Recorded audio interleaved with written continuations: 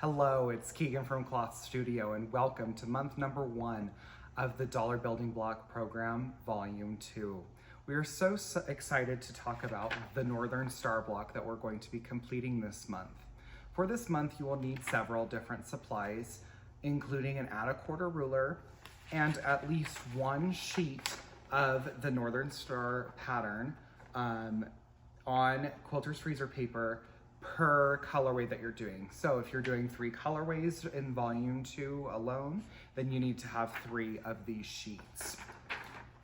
These sheets will be our pattern for doing freezer paper piecing, which is the technique that we're learning this month. In your kit, you should have 7 different fabrics included in your kit.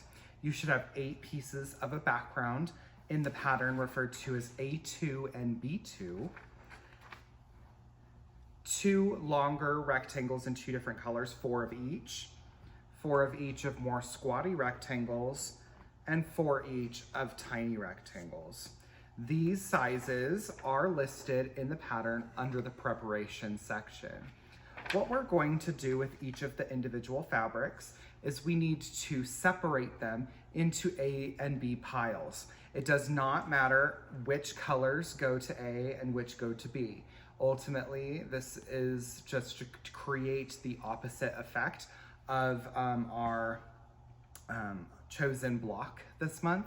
And so by doing that, we just need to make sure that we have separate colors in each of the different sections.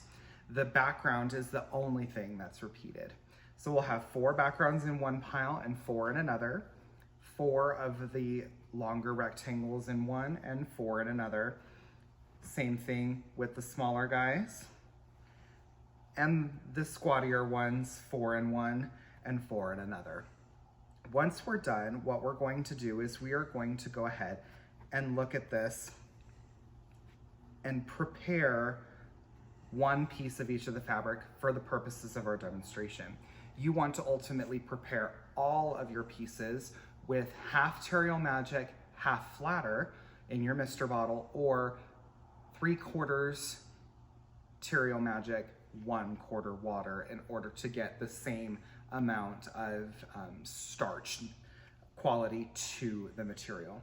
We're gonna take our Mr. bottle and completely saturate it, not so that it's sopping, but so that each of the pieces are damp. What we're going to do is we're going to let these dry to 90% and then steam dry them the rest of the way. If you have a Laurastar or other steam generator product, you want to use the steam in order to make sure that it dries completely. However, if you have a standard iron like a Rowenta or an Aliso, you want to make sure that you're only drying it with a dry iron, meaning that you're not using steam. Those standard irons do not produce fine enough steam in order to keep the fabric from just becoming wet over and over again. While we're waiting for this fabric to dry, we are going to talk about the paper pattern.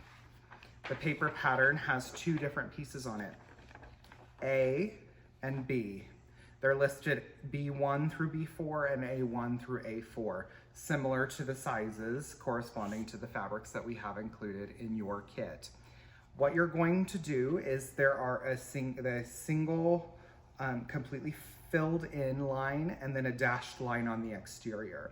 You're going to cut each of the papers on the dashed line on the exterior, and then we're going to do something special with it on the sewing machine. So let's go ahead, while we're waiting for our fabric to dry, we're gonna go ahead and go over to our sewing machine and talk about how we're going to prepare our individually cut patterns. Now I'm at the sewing machine with my cut pattern pieces. You should have one A pattern and one B pattern. What I'm going to show you is on an unstitched one. It's kind of foreshadowing, but what we're going to do is there are 3 different seam lines joining 4 different fabric pieces. 2 on the ends, 2 in the middle, okay? What we're going to do is we're going to unthread our sewing machine. I don't have any thread in my sewing machine currently, and I'm going to reduce my stitch length to between 1.5 and 1.8 millimeters. What I'm then going to do is I'm going to, using a clear foot or an open toe foot, like it says on your pattern, I'm going to sew directly on the line, okay? So I'm sewing without thread, just creating needle punctures in the physical paper pattern. The reason why I'm doing this is so that we can perforate the pattern in order for us to be able to fold the pattern easier later. Traditionally with paper piecing patterns, what it has us do is it has us fold it against the add-a-quarter ruler. But I find that you kind of adjust and fold and adjust and fold, especially with this thicker kind of paper, it doesn't really react well to that, so we're going to stitch through it. If you were using any other paper piecing technique, you obviously would be stitching through the paper. This technique, we're actually stitching to the side of a fold of the paper, and I'll be showing that to you. So that is why we need those perforations for perfect, precise folds. Once I've sewn on all 3 seam lines, I then am going to fold and finger crease across each of those seam lines. And yes, one of those seam lines extends into the middle of another piece. I just don't want to stitch through that so as to not confuse us. So what we're going to do is we'll just fold that and then fold all 3 till we have pieces that look like this. You should have 1A and 1B. Let's go ahead and go back to the ironing board to check on our fabric. Now I'm back at the iron. My fabric is 90% of the way dry, so it's still a little bit damp, but not completely dry. That's the stage that we want this in. If you have a wool mat, it's a great thing for you to be able to finish steaming these a little bit faster, but we're going to go ahead and just give it a little rub-a-dub-dub like this until the pieces are completely dry. The reason why we want to prepare them with the Material Magic is so that we get a little bit more body and it's able to be finger pressed, which is really, really important for this technique and really aids in any kind of paper piecing technique in general. So I'm going to steam all 4 of these pieces, and they have some body to them. They feel cardstock-esque, and so, but the reason why we dilute it is because we really don't want it completely like stiff like a board or like the Flying Nun hat or something like that. And so I'm gonna make sure that all my pieces are completely dry. There's a little spot, just needs to be finished on this one. Perfect. So now I have 1 piece of each of the different sizes for whichever one that I'm going to denote as A or B. I'm going to go ahead and say that this is A. So I'm going to grab my A pattern that I previously stitched on and perforated, and I'm going to take piece A1. So if you refer to your pattern, A1 is the 2 3/4 by 6 inch rectangle, meaning that it's this long piece because no other piece in our pattern is longer than 6 inches. And so you find the longest one, it's this guy right here, and we're going to go ahead and adhere him onto the paper. What I'm going to do is I'm going to position him perfectly, but I'm going to go ahead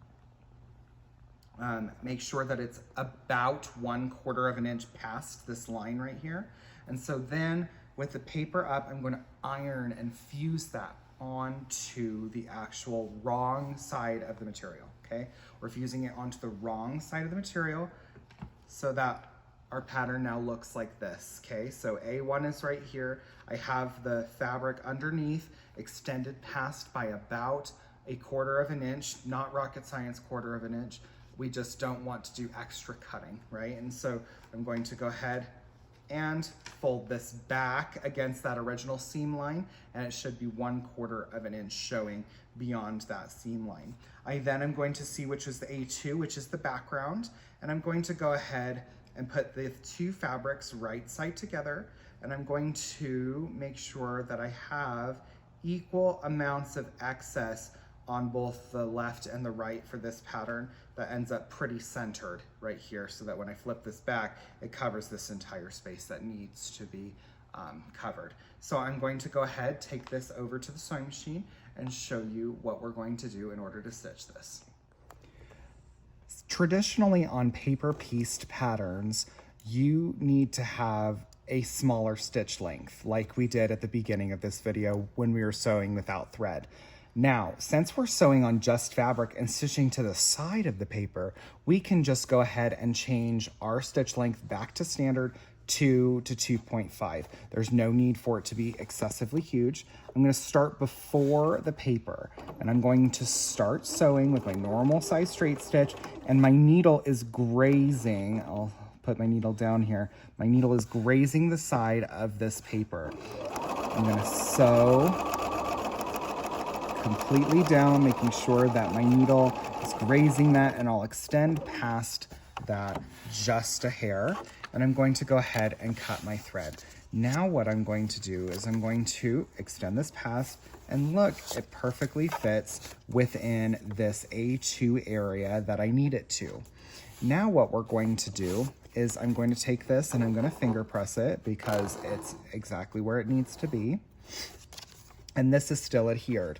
I'm going to take this over to the iron off camera and fuse this fabric to the physical paper. I'm going to do that, and then I'm going to fold on the next seam line and cut so that there's only 1/4 of an inch of extra fabric right here with my add a quarter ruler, bumping that extra lip up against the fold of this paper. And then I'm going to come back and show you how to align piece A3. Perfect. So I've done what I said, and I fused this piece to the paper. Now, don't worry, it's not fused forever. It's just enough for us to be able to use it. Then I folded it back between the seam of A2 and A3 and cut with my add a quarter ruler 1/4 of an inch away. Now what I'm going to do is I'm going to align my A3 piece. This piece is the trickiest piece of the entire quilt block because it doesn't give you an excessive amount of space, but just enough for you to be able to access the other piece. So what I want you to see is that this corner, it needs to be up more so that it has more space down here than it does here. So I'm only going to be overlapping by about 1/4 of an inch this other edge right here. So you kind of have to look beyond the seam and beyond the paper to make sure that this is barely being seen on the edge of the material. Then I'm going to fold back. I'm going to make sure that that remains aligned with the edge because that's our 1/4 inch seam. And I'm going to start sewing just along the entire fold of this paper because we're not exactly sure where that is because we can't see it, and we might as well just completely sew it all the way across. So what we're going to do then is we're going to put this down, and looky, does it fit? Oh my goodness, why yes it does. See, right there. So it perfectly fits right here. So that's why I said it's more important to shift it up along this seam, having excess be here because it needs to have the length to have the deepest portions of this be able to hit this mark right here, so that when we put this one, then it will accommodate piece A4 once we sew that on here. So I'm going to go ahead, take this back to my iron the paper down, and fold across the last seam and cut with my add a quarter ruler, and I will be back. Perfect. So I'm fusing, I just wanted to show you one more time, I'm always working from the side of the paper, okay? So I have the paper up and I'm using an iron, no steam, just heat to be able to fuse that on. And then when you do peel this back, sometimes you have to press these down so that they unadhere from said paper. And then we're going to cut this over at the cutting table. But I will meet you back over at the sewing machine for us to be able to sew on the very last piece and talk about final steps for creating each one of the quadrants. So now we're back at the sewing machine. I want to make sure that this fabric right here is just overlapping the outer edge by about 1/4 of an inch before I start sewing it. So I'm going to flip it over so that I can see the actual paper side And I'm going to make sure that that's still well adjusted. And I'm gonna start obviously before the paper. So with my needle kissing that little edge, and so till the very end and cut. So we're gonna take this, open it up, finger press it ever so nicely, open, and this is our first unit. It looks very strange currently, but it won't look strange here in a minute. So what we're going to do is we're going to take, and I'm gonna nuke this with the iron really quick, and then I'm gonna show you how we're gonna be cutting around the outside of this back of the sewing machine for us to have our very first unit. Perfect, now we're back at the sewing machine, and I'm going to cut with fabric scissors. What I'm doing is because we cut on that dashed line, that is now our pattern for our physical block, okay? So I'm gonna use serrated scissors or these fabulous spring action scissors to cut on the exterior of this pattern. So I'm cutting on the exterior. La-di-day, happy days.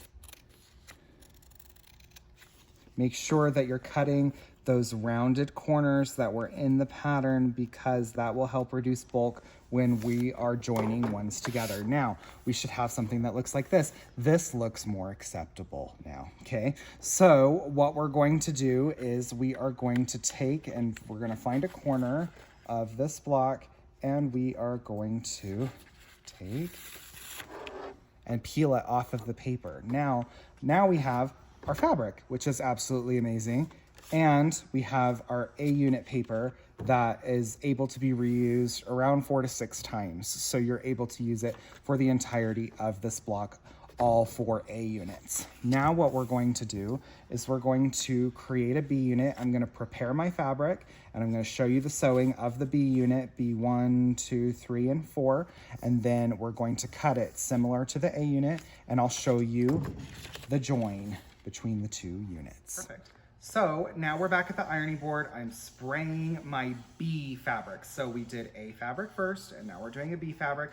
Remember that the background is the same, but the 3 other pieces that, while they're the same size for pieces B1, B3, and B4 are similar to A1, A3, and A4, they need to be separate colors in order for the pattern to not blend with each other. So what we're going to do is we'll let it 90% dry and then steam it the rest of the way dry right here. So we will go ahead and work on that. And then we're going to be working with piece B1, which is the longest rectangle again, right? So we're going to take our B unit and do the same thing, okay? We're going in the same order with the same order of sizes. It's just they're mirror images of each other. So they go together like a star. So we're going to set those pieces aside. I'm going to go to the B1. Remember that it needs to be facing right side up. The wrong side is being fused onto the physical pattern, and I am overlapping by 1/4 of an inch and always pressing from the side of the printed paper, okay? I don't want to go from this side because our iron can attach to the freezer paper, and while it wouldn't make a goopy mess, it would just not be fun. So let's avoid that and have our paper have more longevity. So let's go ahead and take these fabrics over to the sewing machine with this guy right here and work on a B unit. Perfect. We're back at the sewing machine. So what I'm going to do is I'm going to peel away the this 1/4 inch that was adhered to the paper on the joint between B1 and B2. And B2 is the background. So again, I'm going to, on this one, on the background, that's the one that you split the difference. I can split the difference. Okay, so we're going to go ahead and start about 3/8 of an inch to 1/2 an inch above and kiss the paper. Okay, so I'm kissing the paper This is where again, an open toe foot or the clear foot is really great because you can either ride that red line right there and see exactly where the fabric is moving underneath the clear foot, or the open toe foot so you can see exactly where the needle is landing. Either one is really great. The 34, also the clear foot also comes in a 39 as well for Bernina machines. Now, we're gonna fuse this on off camera, and we're going to cut this off camera to be able to then put B3, and I'll reiterate some of the tips that we had for the A unit. Perfect, so now I am going to attach the smallest piece, which is number 3. So as a reminder, we're looking at the start of this pattern and we're shifting the end of this so that it's only covering by 1/4 of an inch because we want it to be heavy on this end for it to be able to catch the angle on the opposite side. So I'm going to make sure that those are adjusted so that the raw edges are together, and I'm starting above the physical stitching line and going below the physical stitching line so that we have this. We're going to flip back the paper, flip back this unit, and look how perfect that fits on the paper. So now we're going to fold this back, cut away our 1/4 inch seam with the add 1/4 ruler, and come back to be able to sew this unit here in just a second. Now what we're going to do is we're going to set up this, and we're going to start above and stitch to below. And yes, you are going through 2 different fabrics for the seam since that piece intersects. Okay, so perfect. I'm going to fuse this to the wrong side of this guy right here.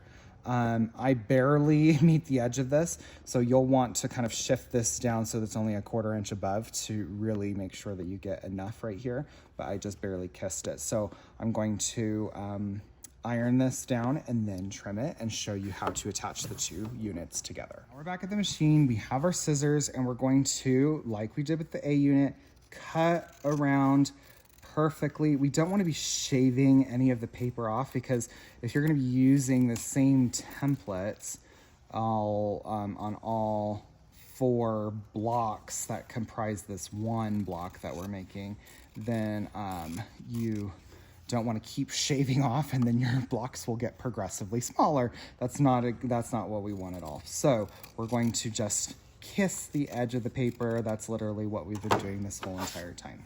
So I'm going to take my scraps and set them off to the side, and look, again, we have a beautiful unit. So what we're going to do is we are going to take and peel off the paper. And again, this can be used multiple times. Now we have these 2 units right here, okay? So as you can see, it creates this beautiful block right here.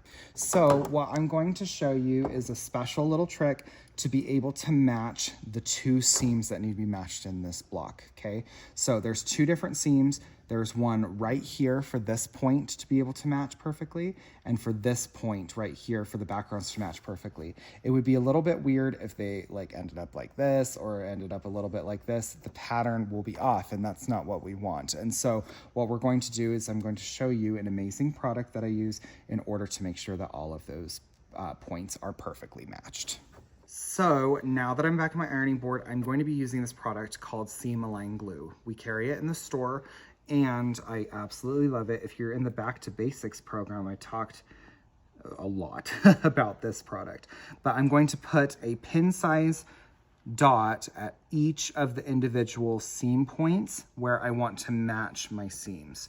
I then am going to take and I'm going to match them together, and I'm going to make sure that they're perfectly together. So this glue is tacky until you heat set it. So once I'm sure that they're where they need to be, I'm going to take magic pins, which are these pins right here. We also talked about these in class, and they're available in the store at the discount. And I'm going to pin them in place, okay? So these pins can be ironed on, and so these pins are heat resistant, at this point, but I just want to make sure that they don't shift at all from where they are while I'm putting my iron down. So I'm going to take my iron and I'm going to set it there for about 5 seconds. So I'm going to make sure that I'm steaming. I'll go for 1, 2, 3, 4, 5 to make sure that that activates the glue and makes it so that it cannot shift at all. So I'm going to take this over to the sewing machine and show you how we're going to sew this together with a 1/4 inch seam. Before we sew this quadrant together, I did want to mention that why use the glue and the pins? The reason why is if I just used pins, a lot of times when you use pins, you're actually pressing the seams away from each other rather than keeping them together, unless you use 2 pins on either side. So 1 pin on one side, 1 pin on the other, but even then there's a little bit of shifting. So that's why I use the glue and the pins in order to make sure that everything stays together. So I'm going to sew this together with a 1/4 inch seam. I'm going to start a little bit before the curve. Traditionally, we would have points, but this one has curves in order to reduce the bulk in the center seam, especially when we're putting all 4 quadrants together. Again, I have my straight stitch set at a normal length. It's currently at 2.4. So I've gone over both my seams and I'm just making sure that these ends meet together nice and perfect. And I'm sewing it together with a 1/4 inch seam and cutting my thread. I'm going to now take out my pins and we're going to take this over to the ironing board to perfectly press this. But look at those points. So absolutely perfect. Perfect. So now we're back at the ironing board. What I'm going to do is I'm going to take my fingers and I'm going to separate these pieces as best as I can in order to press open these seams. The reason why we want to press these seams open is because, see, I got a little bit of glue there. There we go. Perfect. Is so that we have the least amount of bulk as possible for our block to lay nice, flat, and beautiful. So I'm going to take my Laura Star iron and just steam along this row once, and then I'm going to flip it over and steam on the entire quadrant.